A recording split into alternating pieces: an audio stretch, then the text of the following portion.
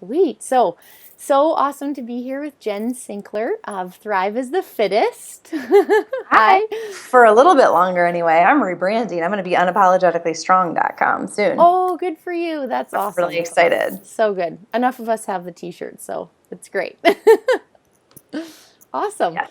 So, today I'm really pumped to get to chat with you about some lifting stuff, some conditioning stuff, and really as how it relates to women, because a lot of my clients are women. I've got this awesome back to sweat challenge going on right now, which is just people are going crazy. They're getting all sweaty all over the place. So it's awesome. I keep watching the hashtag. I'm excited for everyone. It looks like a blast. Nice. Good. There's a few ex-rugby players in it. And Yes. I know, and I was like, oh, they're gonna love it when I interview Jen. Oh, so good. So I actually wanted to start off with a really simple first question. And it's, what do you love about coaching women to get stronger? So like, what's that intersection of lifting and women that really turns you on and gets you so excited? That's a great question. And I will say that my stated goal is to create a league of unapologetically strong women. And that means inside and out. And the fastest way to do that I've found is to develop physical strength. I've seen over and over and over this personality transformation that occurs when women get physically strong for the first time. And they go from, sort of this apologetic demeanor and not really inhabiting the space that they take up to absolutely like owning their strength in every way, shape, and form. And that includes like in the weight room, sure, but also at work, in their relationships. They become unapologetically strong all the way through. And that's what I'm in it for. Totally. That's awesome. When I first started training, I got into it thinking like, oh, I like learning about the human body. I like moving. And then it was that inside thing that kept me coming back always. And that's been like the driver for me for like the last 12 years of Yep. training. You can't get away from like how it makes you feel inside. So yeah, like things like your jeans fitting better and stuff, those are like nice to have, Sure. but they're totally not the need to have for me at all anymore. It's the baseline feeling of like, yes, I can do that sort of Yeah. idea that makes the biggest difference. Yeah, totally. And Yeah. I've even like been exploring the idea lately. It was sparked by one of our members here. Your jeans comment is what's making me think about this. Yes. When she got really into lifting, like everybody says, like, don't worry, you'll never get bulky, never get bulky. And, that's true to a large extent. You'll never accidentally become a bodybuilder. You'll never Yeah. like take stage at, Ms. Olympia accidentally. Yeah. But you'll get smaller in certain places. You may get bigger in others. Like your waist may get smaller and your quads might get bigger. And so we had a member here who, when she really got into lifting, like she did see her body change and she was thrilled with it. But she had a moment, like when she was trying to get on her favorite pair of jeans, she's like trying to pull them on, and starting to lift made them not fit her as well. And we've all been there with the jeans struggle, but when you're new to it, it can be like, and she said that because she had gained so much strength, when she was pulling them on, rather than beat herself up about it, and rather than be like, my jeans don't fit, like I wish my jeans would fit, I would feel good, she screamed at them that they were inferior jeans. You cannot handle my gains. Oh, that's amazing. Yeah. Yeah. So we actually started a clothing drive here at the gym called Inferior Clothes. And so we have a bin for the clothes that can't keep up with us. Like they don't make us feel good. They don't fit right anymore. Like they're inferior. It's not us. Oh, It's I them. love it. And I run a boot camp strength training program for women in Calgary, obviously. And we have this talk all the time, like, oh, your pants are getting super tight around your legs, but they're getting a lot looser around your waist. We're like, oh, we can't wear blouses anymore because we just have to wear tank tops all the time. And it's like this thing that we always joke about. And then whenever we go out, we're all like, oh, we're all wearing tank tops. This is great. Sleeves are bullshit, The right? sleeves are bullshit. It's the truth. I can't handle tightness in my armpits. So, Yeah, I like that. What's that? A buy me brunch shirt? yeah, exactly. That Nagar had, exactly. Yeah. So when it comes to like the difference between lifting and conditioning, I find when women are starting out, like obviously with the Back to Sweat challenge, it's primarily a metabolic conditioning challenge. So most of the workouts that I made for the participants are, getting breathless, getting burning, getting really sweaty, but we still have a lifting focus too. So right now they're doing at least one strength training workout a week. For you, where you're at with powerlifting and everything, how do you integrate conditioning into your sort of weekly schedule right now? So the clarification you're making is lifting for strict strength versus metabolic conditioning and lifting for both strength and conditioning. Yes. Exactly. And we're not talking about traditional Right. conditioning being like running. Gotcha. Right. Yes. Okay. Well, I go in phases. Like I go toward the next shiny thing. And for me, for the last year, that has been powerlifting, year and some change, that's been powerlifting. So I've done a lot more strict strength than ever before. I did, before this, like there were, it was quite a lot of circuit training and conditioning. And before that, I was using kettlebells more often. But again, it was this circuit training emphasis.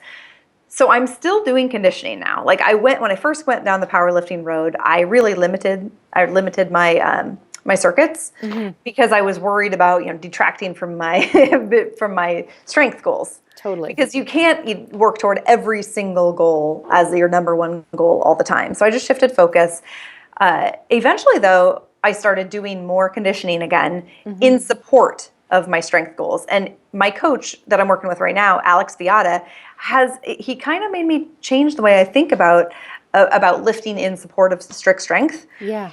Before I would do on my strict strength days, I would then in my conditioning circuits hit the muscles and the muscle groups that I hadn't yet used, right? Because I was like, oh, I've already used these one muscles. Let's make it a whole body workout. And that was fine. And I'm not saying that doesn't work because this is more of a theory thing. But Alex likes to hammer the same muscles that you use for your strict strength sessions because then you're recovering from the same stimulus. Right. And that makes so much sense, doesn't it? Because if you're having a heavy squat day, on my heavy squat days, I'll end up doing he'll have me doing jumping lunges, more back squats, only lighter, and say something else that's super quad dominant. And by the time I leave, I'm like, I can't believe I did that much work. That many squat patterns. And there's some of them are unilateral, some of them are bilateral, and they may be asymmetrically loaded, but it's all still a squat. Totally. Awesome. I like that idea. We do a lot of sort of compound set type of things in my strength training classes, and I like educating people on the difference between total body strength is great, but if you're already exercising a few times a week, there's totally room to build in days where you're training certain muscle groups over others. Yeah. Yeah. Which actually is a really great segue into my next question, which is with your conditioning circuits that you made for your conditioning library, Lift Weights Faster, are all of them, are they all front, back, side to side rotational movements, or are any of them, I know the answer, but I just want you to tell us, are they all kind of balanced, or are any of them more compound working on one muscle group? The great majority of them in Lift Weights Faster 2 are full body workouts. Awesome. You can absolutely supplement a strict strength program with these. And there are a couple in there, gems from Jill Coleman, Delt Domination, that's primarily upper body focused. Yeah. But by and large, Lift Weights Faster is used by women who that may be how much time they have. They have 10 to 30 minutes to work out. So I wanted to be able to provide a workout for them that was a full body workout in that amount of time. So the vast majority are full body workouts, yes. Awesome. Cool. So great. And so I obviously this week I'm promoting Lift Weights Faster, which is amazing because I bought Lift Weights Faster 1 a year and a half ago, and then Lift Weights Faster 2 this past year. And my clients, whether they knew it or not, were getting little tidbits of Lift Weights Faster in personal training sessions and in group classes. And sometimes there'd be a complex that we'd put together, and they're like, that was really hard. Where did you learn that from? I'm like, well, my friend Jen, no big deal. I'm always honored by how often I hear other personal trainers using Lift Weights Faster because, by the time you get, you've got your program, your strict strength programmed out forever and ever, right? And the conditioning, you can vary it a little bit more, and you can be less precise with that, which is really fun and nice. And so then you can plan the program and then just pull from Lift Weights Faster. for when it comes to conditioning. Totally. And I love the part where it's like tells you how long each workout's going to be, because a lot of times if it's after clients for me and I'm, just trying to fit one thing in, I'm like, okay, I have 20 minutes. Like, and I want to use a kettlebell. Just tell me what to do. And then it's right there, which is awesome. So awesome. Used to be a magazine editor and a fitness magazine editor at that. So I was always organizing workouts based on equipment and on time available. So that's Lift Weights Faster is all categorized by exactly how much time you have and exactly what you've got in your equipment arsenal. Yeah. And so with Lift Weights Faster, for people that are wondering, what does lift weights faster, like those three words, what does that actually mean, like, to you? Why did you pick that name for your conditioning library? I was doing an interview. It was back in, I think, 2011, 12. I can't remember now exactly what year it was. And it was a stage that I was very much into circuit training. And like, that was pretty much all I did. Like, and I'm not an endurance person. Like, it just doesn't work for me. Like every now and then I give it the old college try, but it's not something that I'm like super motivated to do. And we all know like the best workout program for you is the one that you will do. Yeah. And so for me, it's just not distance stuff. I also have deep compartment syndrome in both calves to add insult to injury. So I'm definitely not going to be a long distance runner. And so this interviewer says, he's talking about like, oh, what do you do for exercise? And I talked about that. Well, people will ask me like when I'm out and about, like, what do you do for exercise? And I'll be like, I lift weights. And they'll be like, they used to be, and it's coming around now, but they used to be like, yeah, but what do you do for cardio? And I would say, I lift weights faster. And it became this internet meme. And I searched and I was like, I think I might have been the first one to say this. I couldn't find any evidence of it existing before then. And someone turned it into a user-generated e-card, and then it was everywhere. And I was like, okay, I'm going to make a shirt. Yeah. So I built this, and then I was like, I love coming up with conditioning circuits, and I love that topic of circuit training and its many forms. So I created the programs Lift Weights Faster and Lift Weights Faster 2. Oh, that's awesome. And it's funny because this is something that comes up when I'm working with women all the time. You end up attracting what you like doing. And I came from a background of doing lots of running and triathlons and stuff, which was great for me at the time. It is not at all where I'm at now. And I actually really like it when people ask me, but what do you do for cardio? Or my clients say, fun. I don't like doing cardio. And I'm like, great, then don't. Like, it doesn't have to be in your life. If you love to run, go run. Go run. But if you don't, I was actually at the gym a couple weeks ago and I overheard this one girl say, well, I'm just going to force myself to do cardio. And I was like, oh, why? Why? And it was not the situation for me to walk over and say anything. But in my head, I'm like, I'm going to write a post about that. You do not need to force yourself to do cardio. Because you won't. Yeah, because you won't do it. Probably won't do it. Like some people have the fortitude to, suck it up and do things they hate. I'm not one of them. And I don't think that people have to be. Totally. And it doesn't suck it up. You don't have to make yourself. You don't have to force yourself. Let's have more fun than that. It is more fun than that. Yeah. And it doesn't even get you where you want to go because you're likely not going to be consistent with it over the long haul. So with Lift Weights Faster and any conditioning workout really that gets your heart rate up, I think a lot of people want to know, can they still get some cardiovascular benefits? So people are thinking, okay, well, that's great. You're saying I don't have to do cardio if I hate it, but it's important for my heart health and all these other amazing benefits that go along with cardio. So in your opinion, do you think that you can get some amazing benefits from conditioning as well? Yeah, yes, you absolutely can. And people love to fight about this, and they love to fight about and there are nuances to this. And I want to be clear that what I'm saying is not that doing circuit training is the same exact thing as running distance or, rowing or swimming or cycling or any of the other more traditional cardio pursuits. I'm not saying they are exactly apples to apples. I am saying that there's quite a bit of research now that indicates that there are plenty of cardiovascular related benefits to be had by doing these sort of non-traditional activities. And actually, I wrote a blog post on this topic, super in depth. Awesome. If anyone really wants to get into the nitty gritty. Can I say? Do you have show notes? Could we add it to the show notes? Yeah, we totally can. Okay. So then, for anybody interested in exactly what the overlap is and exactly what it isn't, I wrote that all up and I did a bunch of interviews with experts on that topic. I think that's a great thing, and I'll definitely add that in the show notes because it's a question that comes up a lot for me. People are asking me that a lot, and then I think it's also deep down this whole like we were talking about before, you want to get all the goals. Well, I want to run, and I want to lift, and I want to do this, and I want body composition results, and I want to get more flexible. And it's like after a certain point in time, we have to just accept that we're not going for every single goal all the Right. time. But is there something that you love to do that has these additional benefits? Like, yeah, it does improve heart health. It does release endorphins, like all these other things that you think that only strict cardio is going to provide. Yep. But yeah, awesome. So you just sparked something that I thought was really interesting. Let me see if I can retrace my steps. I just sent you that link. Yeah, right now. got it. Oh shoot, it ran away. Oh, that It's happens gone. to me all the time. Maybe it'll come back later. Okay. Here's to hoping. Awesome. Exactly. So, I mean, when it comes to conditioning, I love the workouts that you make because they follow a pattern that I've followed with training for a really, really long time, which is the majority of the moves that we're doing are working big muscle groups. And this Yep. is something that I find for women is like super, super key for seeing results, because especially if they're just starting out with adding conditioning, you know, lift weights faster, metabolic conditioning workouts to their weekly regimen, it's like if we want to see changes in total body strength, if we want to see changes in body composition too, we have to work the big muscles. Yeah. So what you do is you add like tons of leg exercises, tons of big, pushes and pulls and rows. And I actually got that sheet from you one time that was like how to make your own. Yes, I'll put that in the show notes too. Yes, how to design your own rad-ass circuits, I believe Yeah. it was.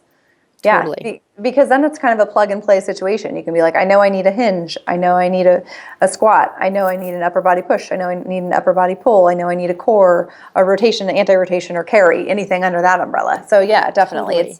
It's good to have cheat sheet. Yeah, and I think one of the things for me as I've evolved as a trainer is my kind of message is to like get women away from feeling like they have to do like these little leg lifts and little tiny muscle group exercises. I'm not saying that rehabilitation is not important. It's totally important. Yes. But like the vast majority of what we need to be doing needs to be working the big muscles, like driving a 10-cylinder truck versus like a 4-cylinder little smart car or whatever. Yeah, you nailed it. Because you're just not going to see mad full body results if you go in and do bicep curls for time. Like, I mean, you can do them as fast as you want, but it's just, you want those big compound multi-joint movements if you want to affect a bigger result. Exactly. So when it comes to these big muscle group exercises, one of the exercises that I think some beginner to intermediate lifters find challenging is the deadlift, which is obviously, I've deadlifted with you before, which is super fun. It was. So what are your biggest kind of tips for a beginner when they're like, okay, I've got my conditioning workout and it says that I need to do a deadlift, like a Romanian deadlift. What am I supposed to do? Honestly, when it comes to conditioning circuits, and I don't recommend to go high rep with anything that you aren't already well versed in, that you don't have that grease grooved, that you don't know the movement inside and out. Yeah. Because then you're just adding speed and probably load to a poor pattern, and that sets you up for failure down the road. And that's not what we want. That's not ideal at all. What I would love to see happen is for people to really, like, again, learn those moves before they put them into a higher speed situation or a conditioning situation. And that may involve, that's learning good form, whether in whatever capacity you're able to, whether that's like, I've got my YouTube videos, or I've got my online coach, or I've got my in real life coach, or I've got my lifting buddy who I think knows what they're doing. Like, whatever that means for you, it's definitely worth investing in yourself to learn the patterns before you load them. Totally. Yeah, exactly. And that's a really good point. I think it's something we've been talking about a lot in the Back to Sweat Challenge is like, yeah, we're trying to get sweaty. We're trying to be challenged, but there's a point where we need to be smart about it. And, just adding a ton of load and a ton of impact to things that are painful is not a smart idea. And when it comes to efficient exercise, like, it's all about being smart. So there's no point in having this like, oh, I did a fast workout, but it's not actually going to help me get stronger down the road. Right. Yep. It's got to be useful fitness, useful movements. Yeah. Awesome. So in terms of lift weights faster, do you have any sort of favorite workouts, because I've made a 4-week workout schedule with my favorite Lift Weights Faster workouts so that everyone knows exactly what to do on each day. That's awesome. Yeah, I find it's so much easier. Like 180 workouts is amazing, but sometimes you're like, wow, where do I even start? So Yeah. I put my favorite ones kind of into a schedule for everybody, which is awesome. I, And yeah, what are your faves? well, that's a great question. And I wanted to make the point before I forgot that there is, with Lift Weights Faster, you can get no assembly required in addition to it, which is a map, a calendar of, it's exactly what you're talking about. Like for Yeah, people who don't want to be overwhelmed by like, oh my God, 180 workouts. How do I even start with this? It's got a calendar in there where every workout is listed out. right. So if that's your cup of tea, I think that my favorite ever is the Hufflepuff. Yeah, And it is like all you need is a box, like a low plyometric box. And yeah, if as much as I love heavy weights, like the Hufflepuff, like it gets me more than it gets me every single time. Like that's awesome. yes. So it's like push-ups, line hops, like two-legged lateral hop over line, quad press, which if you haven't done a quad press yet, you haven't lived because your arms and legs feel like they're going to fall off at the same time. It's great. Jumping jacks, super people, and this the box dance step, which is like a really fast, Oh, like toe taps. yeah, toe Yeah. taps. Yeah, so it's a really high-paced body weight workout that gets you huffle puffing. Very good. I love anything with a pledge plank. I don't know why. Yeah. I think I learned the pledge plank from you at the Radiance Retreat a couple years ago, and it's been like my go-to. I love anti-rotation things. So like Oh, anything where totally. you have to stabilize, that's like my favorite. I mean, it's the best, and it makes your back feel so good too. That's And probably why I like it so much. all that anti-rotation stuff, because that's the piece that's missing in a lot of people's programs. Yeah, so true. Awesome. Well, this has been really, really great. It's been so nice to get up to catch up with you Oh my virtually. gosh, you too. It's nice to see your face. I'm sorry that we got to do this so late. Oh, it's all good. All good. We got it done, and everyone will be, I'm sure there'll be like more questions once I post the show notes and post a few more blogs, and then we get everyone all excited about Lift Weights Faster. So I'll keep in touch and send you more questions if I've got them. I'm ready and willing, and thank you everybody who's listening. Yay! Awesome. So good.